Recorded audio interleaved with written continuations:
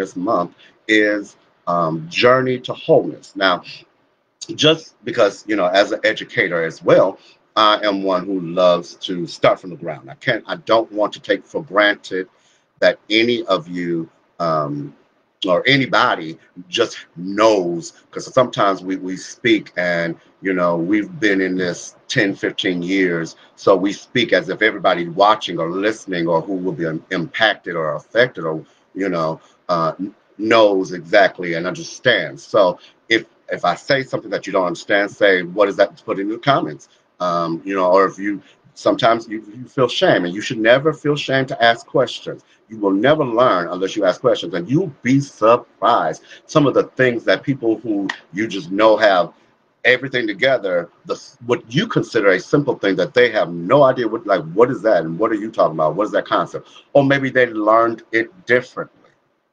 They called it something different for where they come from. So all of those different variations come into play. So you should never, never, never, never, never, never, never, for your mental health awareness, since we're talking about mental health, never be ashamed or feel bad to ask questions. Even if the reaction is people are taken aback, it doesn't matter. That does not matter. What matters is that you get what you need, that you are able to grow thereby. So if you have questions, please feel reach out to talk or to ask questions, whether that is, you're bold enough or fine in asking the questions or making the comments on the live, or you hit me up in my inbox. That is totally fine. I have no problem with that. It is my duty as human to share that with you, which is one of the reasons I even came on and did this, or am doing this, is because it is my duty to do so. And it would be remiss of me, as church folks say, it would be remiss of me if I did not put my input, speak from my perspective, from my objective, because there are more of me. There are people, there are my brothers and my sisters that are just like me, that are having to go through this process as I have gone and am going. And wherever station you are, never neglect to remember where you came from and those who are where you came from, so that you can help them, give them tools that they may or may not use. That's up to them. All you do is supply. If they don't come and you give the water. If they don't drink from the water, that's theirs to do. You can't manage the part. What you can manage is how you offer. Amen.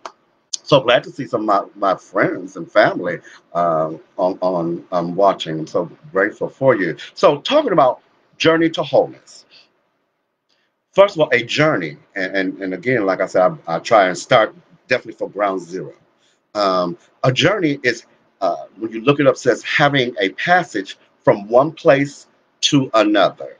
Having passage or making taking a trail, or taking a road, or moving from one place to another place. And in my research of just simply the word, its etymology and all of that, it is also usually a custom and thought of the perspective of a journey is usually something that takes substantial amount of time.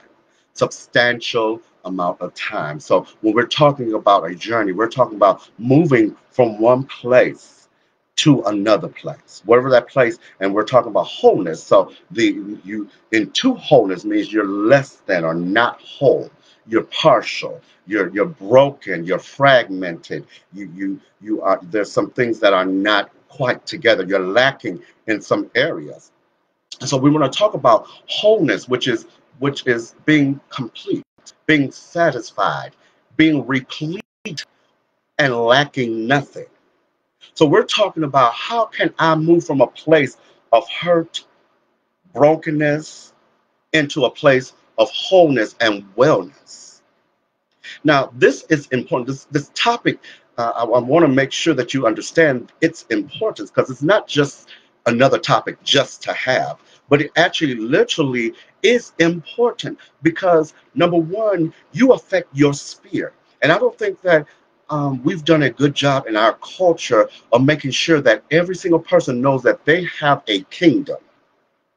You're part of God's kingdom. You're part of kingdom of the world and part of the USA, but you yourself have a kingdom. Yourself, your family, your friends, those who you influence, those who you come in contact with, those are those people, those places.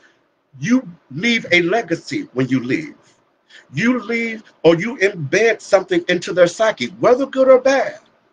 So your wholeness is impacting others or your lack thereof. You are responsible. Put your hand on yourself. Now, I'm a very interactive and engaging instructor. So I like to, have you repeat and say things. And, I'm not so much of a touch your neighbor. Touch your neighbor and say. I've never really been that because I just don't like people telling me to touch. And I feel like you I'm not going to touch them. If I, you know. But put your hands on yourself and say, I have a kingdom. I have a domain. I have a sphere. What does that mean? That there's somebody who's watching me. And now here's the truth.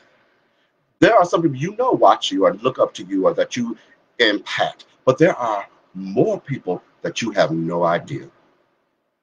Watch you, see you, wonder about you, inquire about you, especially with the advent of social media. There are people, we call them trolling. They'll never even speak. They won't even say hi, but they're looking at what your posts are saying.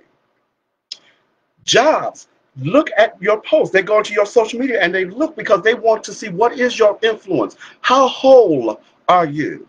Even now, when you're going into jobs, and part of my degree, my doctorate is in the intersection of psychology and human resources. So we deal with structures of organizations, structure of people, and interaction, engagement tools, and all of those things. And so even our HR, when you're going in now, you're taking these tests that to ask you to give your top 5 different, are you this way, are you that way? Because we're trying to see if you're socially whole enough for us. Where are you? Are you whole enough for this position, or do you are your equitableness is less than that? Are you not, manageable enough for that? Okay, so it's important that you have this even for your own health. Did you not know that 75%, I think is what I read, of all illnesses can be traced back to non-wholeness of inner turmoil, whether that's a trauma from childhood or as growing up. A lot of our actual ailments are psychosomatic. There are things that actually started from our mental. Our mental agility is askew. So we have to be able to even know, to understand that this is very, very, very, very important that we are made whole in our mind. And I'm not trying to be real churchy. I'm not trying. But I definitely agree that psychology and Christianity or the Bible work together. We have long separated it out. My dissertation talks about that and dealt with that. Our attitudes towards seeking professional help, because we have been embedded in the Black church, and that's where my degree or my anchor of my research was with the Black church. That we have done a disservice by not allowing professional help, by devaluing professional help. So I want to talk about this journey. Okay, again, please like and share the steps. The very first thing that you have to do is make a decision. Make a decision. Make a decision.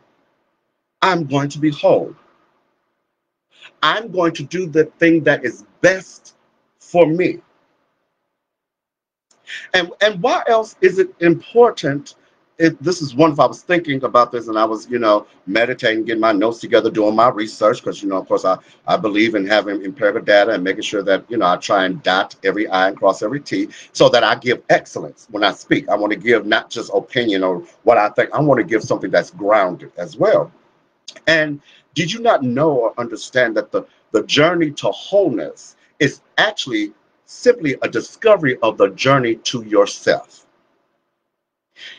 to the authentic you, to the original design of you? Because when you were born, you weren't born a copy of anybody else. You may have had features of other people, but you were completely you. Your identity was yours and yours alone. Even identical twins, you still had a separate identity. And even in that, there were things that you didn't like that other people liked, and things that, vice versa. But what you are discovering, what has happened along the way, was that you got separated by the influence of others, by social media. Back in the day, depending on how old you were, social media wasn't there. It was actually just by your parents and by your church and by your community and by your family. You started to actually mimic what you saw.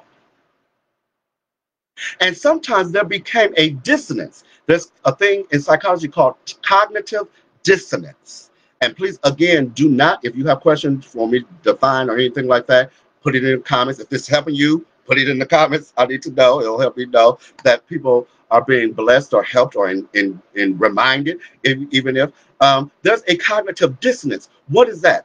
That is when you are you see something and you're trying to act a certain way, but it does not feel correct for you.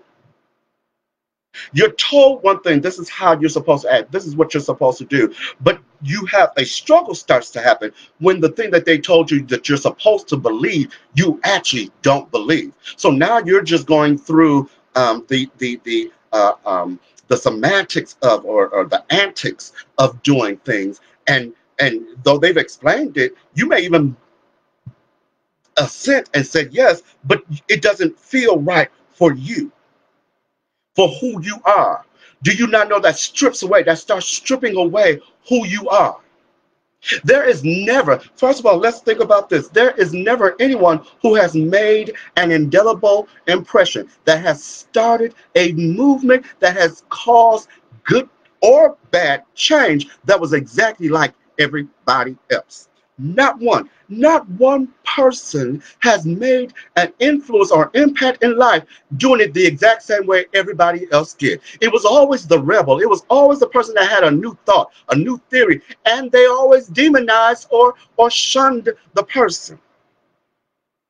If you think about church, let's think about the very churches of God in Christ, one of the biggest burgeoning churches, and good or bad, whatever you feel, I don't care about that. That's not where we are. That's not the discussion. But what we're talking about is it actually started from a rebel, from somebody who had an experience that says, I will not allow the rest of the experiences of others shut down what I know and I feel is who I am.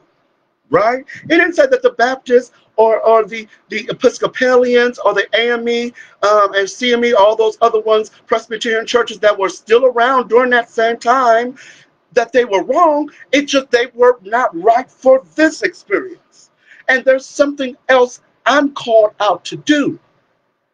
Think about what has broken you. What do you have learned behaviors, but it's not your behavior. You've learned mama behavior. You've learned pastor, bishop behavior. You've learned Baptist behavior. You've learned Church of the Living God behavior. Whatever that, and I'm not telling you that those behaviors are actually wrong, but they are not authentic if they don't belong authentically to you. Because the truth is, Charles Harrison Mason, who founded the Church of God in Christ, he took some things from the Baptist, from Presbyterian, took some things from AME, and he made them into what felt right for him. What was his call?